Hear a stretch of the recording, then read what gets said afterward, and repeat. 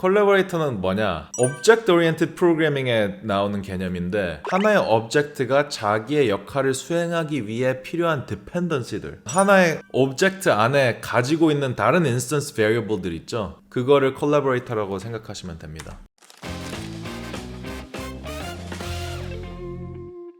좋은 코드 짜기, 저번에 컨스트럭터 편을 하나 했는데 오늘은 콜라보레이터 편을 한번 찍어볼 거예요. 오늘도 이 미스코님의 블로그 내용에서 따온 건데 저번에도 얘기했던 것처럼 구글에서 2005년부터 15년 동안 일하셨고 AngularJS 다들 아시죠? 앵귤러를 만든 사람입니다. 대단한 분이에요. Test Driven Development에 대한 강의를 구글에서도 많이 했었고 외부 강의도 많이 했던 사람이고 자기 블로그에도 그걸 어떻게 하면 우리가 더 테스트하기 쉬운 코드를 짤 수 있을까에 대한 블로그를 많이 쓰셨습니다. 그걸 제가 인상 깊게 봤어가지고 이거를 쉐어하고 싶어서 이 영상을 만들었습니다. 근데 너무 슬픈 게 뭐냐, 이 블로그가 다운이 됐어요. 그래갖고 오늘이 아마 이 마지막일 것 같은데 이런 실수를 많이 한다라는 식으로 진행을 많이 하더라고요. 사람들이 많이 하는 실수 중에 하나가 뭐냐? Digging into collaborators. 그러니까 콜라보레이터 안에 깊숙이 뭔가 들어가서 데이터를 읽어오는 거를 얘기하는데 한번 보면서 얘기를 할게요. 콜라보레이터는 뭐냐? Object Oriented Programming에 나오는 개념인데 하나의 object가 자기의 역할을 수행하기 위해 필요한 dependency들, 하나의 object 안에 가지고 있는 다른 instance variable들 있죠? 그거를 콜라보레이터라고 생각하시면 됩니다. 그래서 예를 들면 우리가 house라는 클래스가 있어요. house라는 클래스 안에 kitchen이라는 instance variable이 있고 bedroom이라는 instance variable이 있어요. 그럼 이 house의 콜라보레이터는 kitchen과 bedroom입니다. 간단하죠? 그 다음에 뭐 예를 들면 여기 sales tax calculator라는 클래스가 있다. 클래스 안에 이 tax table이라는 데 dependency를 가지고 있고 이런 메소드 같은 경우에는 이런 user나 invoice라는 object들의 dependency를 가지고 있어요. 그러면 instance variable이 아니더라도 어쨌든 이 메소드를 수행하기 위해 필요한 것들, 이런 것들을 다 그냥 콜라보레이터라고 부릅니다. 콜라보레이터가 뭔지 아시겠죠? 그러면은 많이 하는 실수가 뭐냐? Digging into collaborators라는 실수를 많이 한다는 거예요. 근데 이거는 사실 저도 굉장히 많이 합니다. 코딩을 할 때 콜라보레이터들을 파고들지 말라는 거예요. 파고들지 말라는 게 무슨 뜻이냐? 예제를 한번 보겠습니다.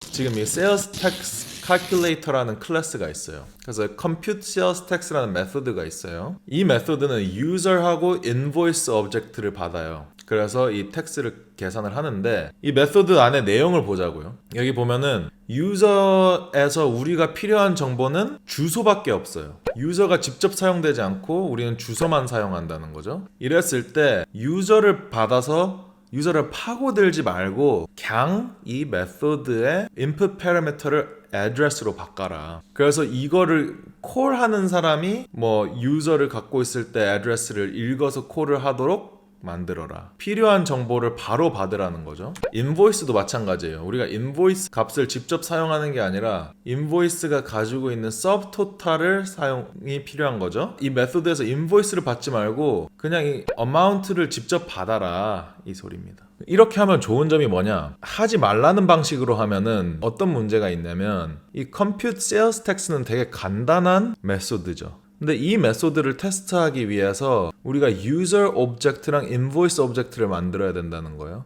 근데 user랑 invoice object가 굉장히 큰 오브젝트일 수도 있죠. 그러면 우리가 테스트를 쓸 때 이 user object랑 invoice object를 다 만들어줘야 된다. 복잡해진다는 거예요, 테스트할 때. 근데 만약에 우리가 꼭 필요한 정보만 요구해서 메소드를 만들면 테스트할 때도 딱 꼭 필요한 정보만 만들어서 패스해주면 되기 때문에 테스트를 쓰기가 더 용이해진다는 거죠. 그 다음에 디펜던시가 더 줄어들기 때문에 이 코드를 reuse 하기도 더 좋아진다 라는 거죠. 그러니까 이 미스코 형님은 이거를 찾지 말고 요청하라 라는 표현을 쓰더라고요. 그러니까 다른 파라미터를 받아가지고 그 파라미터 안에서 우리가 찾지 말고 그냥 필요한 거를 대놓고 요청하라는 거예요. 필요한 거 내놓으라고. 그래서 그거를 찾는 거는 이 메소드를 콜하고 싶은 컬러의 역할이다 라는 거죠. 다른 예를 한번 볼게요. 이것도 비슷해요, 결국엔.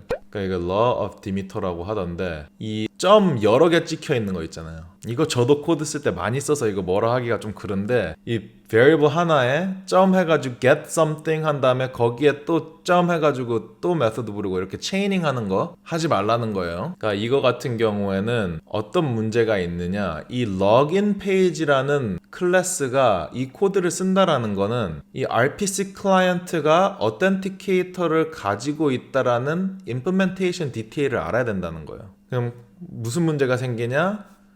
로그인 페이지하고 RPC 클라이언트하고의 커플링이 더 높아지는 거죠. 근데 코딩을 할 때는 디커플을 최대한 많이 하는 게 좋잖아요. 우리 같은 경우에는 RPC 클라이언트가 직접 필요한 게 경우가 없죠. 우리가 필요한 거는 사실은 authenticator인 거예요. 그러니까 RPC 클라이언트를 받아가지고 authenticator를 찾지 말고 우리가 필요한 authenticator를 직접 요청하라는 거죠. 방금 전 예제랑 개념은 똑같아요. 지금 이것도 마찬가지. HTTP request가 필요한 게 아니라 우리가 필요한 건 쿠키인 거예요. HTTP request를 요구하지 말고 그냥 쿠키를 받아라. 간단하죠. 이렇게 하면 메소드도 훨씬 깔끔해지죠. 그 다음에 테스트도 훨씬 깔끔해집니다. RPC 클라이언트나 HTTP request 이런 거는 막 하기가 굉장히 복잡하잖아요. 그런 게 필요 없이 그냥 진짜 필요한 디펜던시들만 있으니까 이 클래스를 테스트하기가 쉬워진다 이 말입니다. 오케이, 이렇게 오늘 콜라보레이터에 대해서 얘기를 해봤는데 이게 저번에 우리 컨스트럭터에서 커버한 내용하고 사실 거의 비슷해요. 컨스트럭터에서도 한 얘기가 컨스트럭터에서 뭐 이상한 거 많이 하지 말고 필요한 것들 요청해서 이니셜라이즈 하는 것만 해라 라는 게 좋은 코드 짝의 컨스트럭터 편의 포인트였는데 이번 편은 콜라보레이터들을 되게 제네릭한 오브젝트를 받아가지고 그 안에서 필요한 거를 찾아 쓰지 말고 내가 진짜 필요한 것만 요청해서 바로바로 그걸 써라 라는 게 오늘 포인트였습니다. 오늘 영상 재밌게 보셨나요? 영상이 도움이 되셨다면 구독과 좋아요 해주세요. 안녕.